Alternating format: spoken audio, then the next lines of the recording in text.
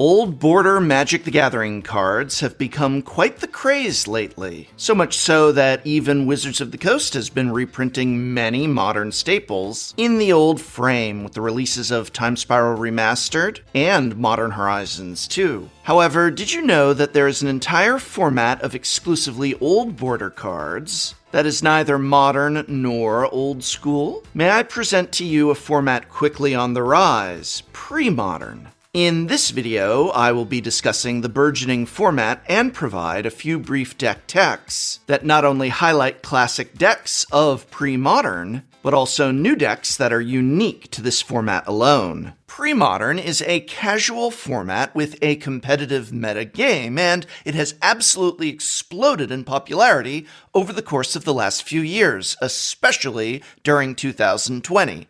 It was designed by Martin Berlin in 2012 and is a format with a pool of cards that were once standard legal. The card pool begins with 4th edition in 1995 and ends with Scourge in 2003, quite literally right before Wizards of the Coast changed to the modern card frame and, well, the iteration of you know what I mean. Designed to fit between the 93-94 old school format and modern, Premodern is a format that reintroduces an era that many longtime Magic the Gathering players remember fondly. Magic, before the advent of modern, has its own unique flavor and feel that can be a breath of fresh air for many Magic the Gathering players. In Premodern, you build a 60-card constructed deck with an optional 15-card sideboard using cards from between 4th edition to Scourge. Cards printed before 4th edition are not legal, and therefore you do not need to acquire any dual lands, Wheels of Fortune, Time Twisters, or Power 9 cards. But what is interesting about the format is that it has a cap on its legality. Scourge. No sets printed after Scourge are legal, which not only means modern era cards are not legal, but that new sets coming out are not legal either. So when Crimson Vow and Midnight Hunt and Kamigawa Neon Destiny and Modern Horizons 3 come out, none of those cards are going to be legal in Premodern. The format is complete. 4th edition to Scourge. No high prices from dual lands, no out-of-control Power 9 cards, and best of all, no mucking things up from Wizards of the Coast. They cannot add to this format. They cannot monetize the format. They can't mess with it. And speaking of cutting Wizards of the Coast out of the equation, it's very fitting that this video is brought to you by Cubamajigs, whose Kickstarter has only 48 hours left. And, you know, if Premodern isn't how you're going to cut out WotC, then maybe building your own cube is. Cubamajigs resealable booster packs Series 2 are now available with the same great function but arriving pre-made in a storage box. Comes with 10 pre-made packs perfect for cube or holding jumpstart packs or even just tokens and sideboards, as a Cubamajigs pack will fit inside most deck boxes. And since so many Magic the Gathering players ask the question which storage box works best with Cubamajigs, they are also now offering Potomajigs, a tailor-made box that can hold a 360, 450, or even 540 card cube with room for lands, tokens, and more. Or use it for your commander decks, of which you can hold 9 double-sleeve decks, plus tokens. Oh, and you get to pick the cool art you want on that as well, but there's just 48 hours left, so go to cubes2.com, that's CUBES2.com, to find out more. Now, let's resume our introduction to Premodern, the format that uses only cards from between 4th edition and Scourge. Note that Portal, Portal Second Age, Portal Three Kingdoms, and Starter 1999 are not legal sets in Premodern. The format is meant to recreate old standard environments in the 90s and early 2000s, and those sets were not a part of Standard, hence them not being legal in the Premodern format. However, cards that are printed in those sets, such as Armageddon, are legal in Premodern because Armageddon was printed in 4th edition, 5th edition, and so on, all of which are legal Premodern sets. Another nice aspect to Premodern is that deck cards like Force of Will and Brainstorm are banned, specifically to distinguish the format from Legacy and to provide a more fun and creative atmosphere without the policing aspect of Force of Will. Additionally, cards such as Time Spiral, Tendrils of Agony, Vampiric Tutor, Yawgmoth's Bargain, Yawgmoth's Will, Mana Vault, Grim Monolith, Mind Twist, Balance, Mind's Desire, Mystical Tutor, Memory Jar, Earthcraft, and Tolarian Academy are notably banned in the format. That is not a comprehensive ban list, so be sure to visit the Premodern homepage for the full list. I will provide a link in the description. Now, there are some expensive reserved list cards that are staples, such as Mox Diamond and Gaia's Cradle, but these are not required to build a strong and competitive deck. In fact, many of the most successful competitive decks in Premodern use neither of those cards. Other than the cool gameplay, this more than anything sold me on the format. Many old school formats chose to require you to use the printings of the cards from the era-specific sets and do not allow the reprints of those cards, which I feel puts an unfair financial burden on players looking to join the format.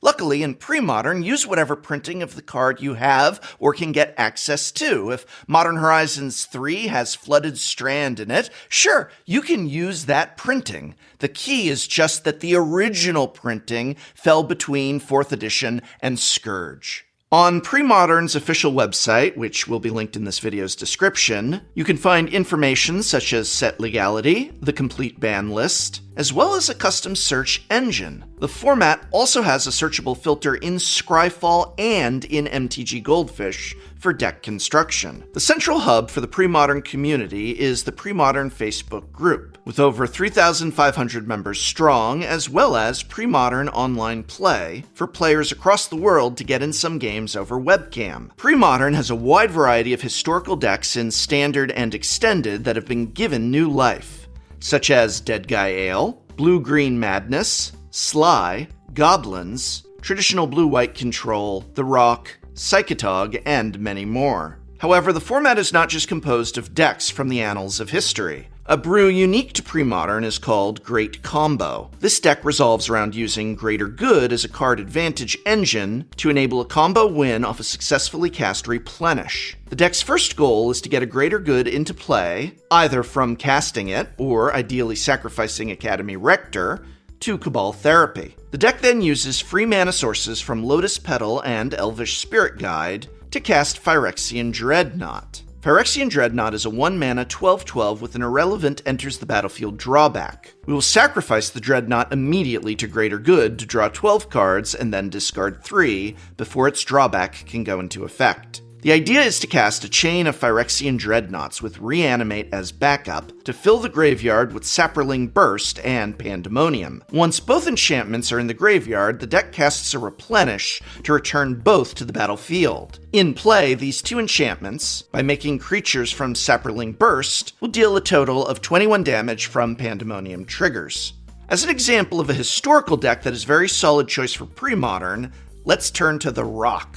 Elderly players know what I'm talking about when I say The Rock, while younger players are probably imagining Dwayne Johnson, who, let's be fair, will likely be starring in the Magic the Gathering Netflix show, because what isn't he starring in? The Rock, the deck, not the actor, is a black-green mid-range deck that was popularized by Sol Malka in Standard, way back in 1999. In the early game, the deck has a suite of discard spells with Duress and Cabal Therapy, and high-toughness walls such as Wall of Roots and Wall of Blossoms to simultaneously hinder both control and aggro decks. The Rock is Deranged Hermit, with his millions being the squirrel tokens. The deck incorporates large creatures such as the namesake Deranged Hermit, Ravenous Baloth, and sometimes the Spiritmonger, to close out the game. Some, but not all Rock decks also have a pair of the enchantment Recurring Nightmare to bring threats back into play, notably Deranged Hermit from the graveyard.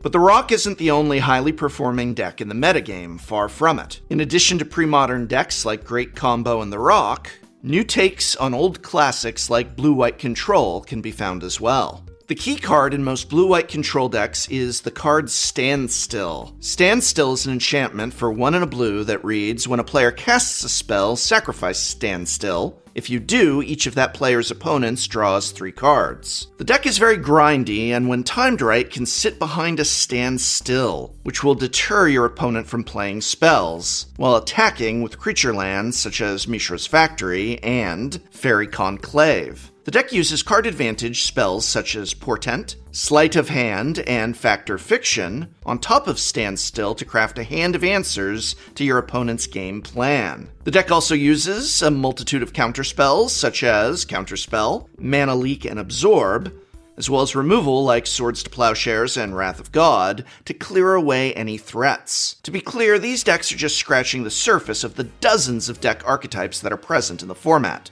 There are too many solid tier decks and spicy brews to list in one video. If you really want a good sense of the meta, as well as some excellent homebrews, I'll provide a link to TC Decks, which compiles metagame data from tournaments similar to MTG Top 8, in this video's description. Currently, there are approximately 80 archetypes listed and counting.